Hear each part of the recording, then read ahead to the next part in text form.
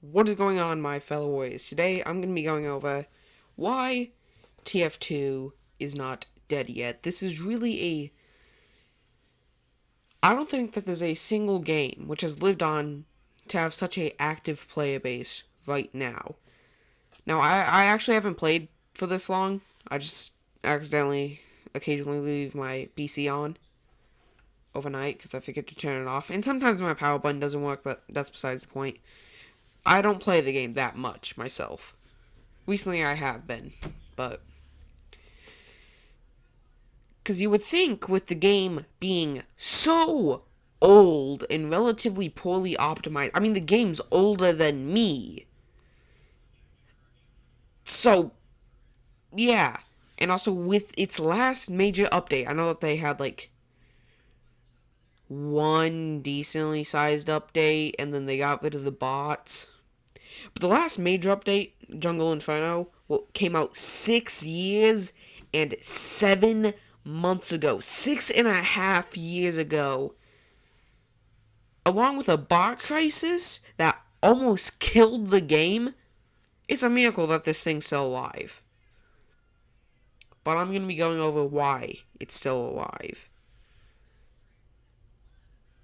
And really, I doubt that any other game's going to be able to do this. First of all, its characters and its world are just so unique. Like, all of these people, Heavy, Spy, NG, Pyro, Scout, Sniper, Soldier, Demo, and Medic, they all have way different personalities. Pyro is, well, insane, but I think that they're only doing good.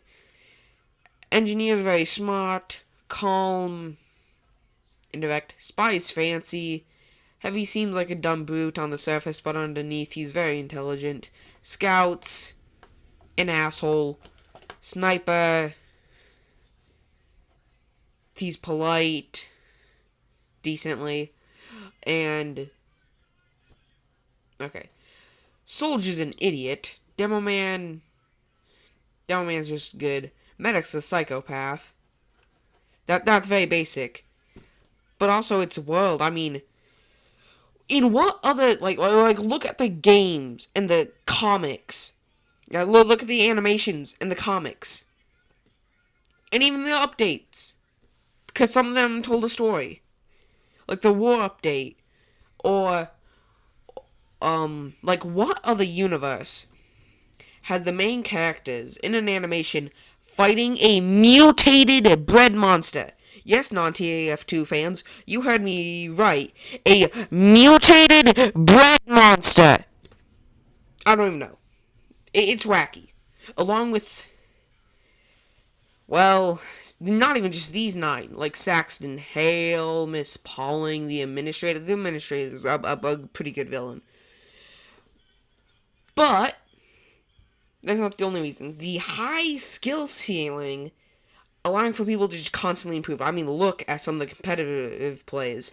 It just, I can barely even follow the gameplay in a actual video uploaded on YouTube. I can't even imagine doing that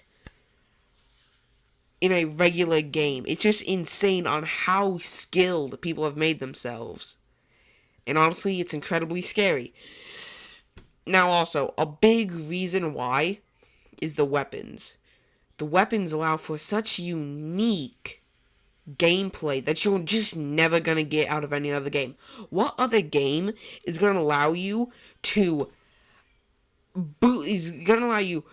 shoot a rocket at your feet, sending yourself flying? You pull out a weapon, a shovel, which you then insta kill somebody because you're in the air. What other game is gonna let you do that? Nothing. Or how about the character whose main source of damage, fire, who's literally called Pyro? What other game has a fire character that's got a weapon that only works in the water? Or just look at, or like the backline sniper turning into a, well, kind of frontline infantry with a bow and arrow instead of a sniper rifle. Or a scout having radioactive milk that heals you if you do damage to somebody. Or medic having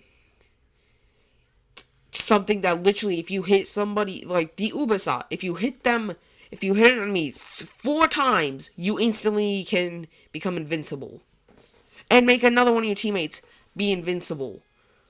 Or spy who can headshot. Or fake his death. Or, the mocking gun that I brought up with Soldier. Or Demo Man being able to lay down like 8 bombs at once. Or NG who can. Or the Wrangler, which is admittedly insanely overpowered. Please nerf it, but yeah. Where you can remote control your gun to shoot people with bullets and rockets. I. Oh yeah, and heavy. A sandwich. A sandwich that heals him to full. Just normal sandwich.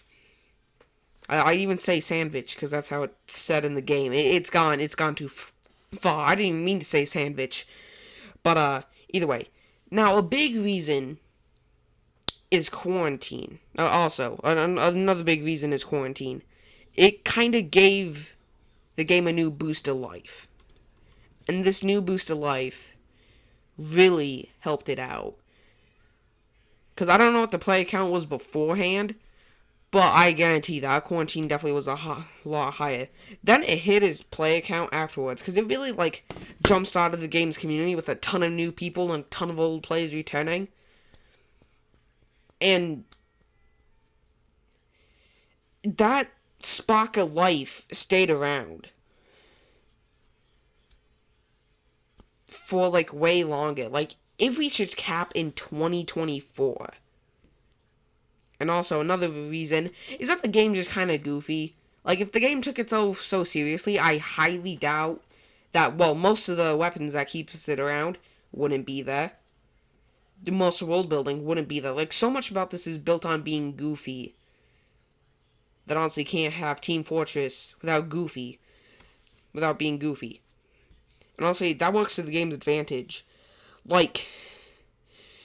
What other game is gonna have in its lore Abraham Lincoln inventing a way to boost yourself up by firing a rocket at your feet to propel yourself up with a rocket aimed down at your feet? No, nothing. No other game. This does so much stuff that no other game has ever done. And that's why, even throughout the lack of updates, the bot crisis, just how old the game is, how it hasn't died yet.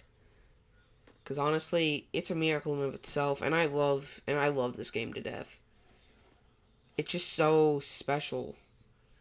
Even Gary's mod, or any other stuff I have here, doesn't hold a candle to how much I really love this game. It's so special in a way that TF2's never gonna, in a way that no other game's ever gonna be. And I think that's truly special. Goodbye, my fellow warriors. Keep on fighting, and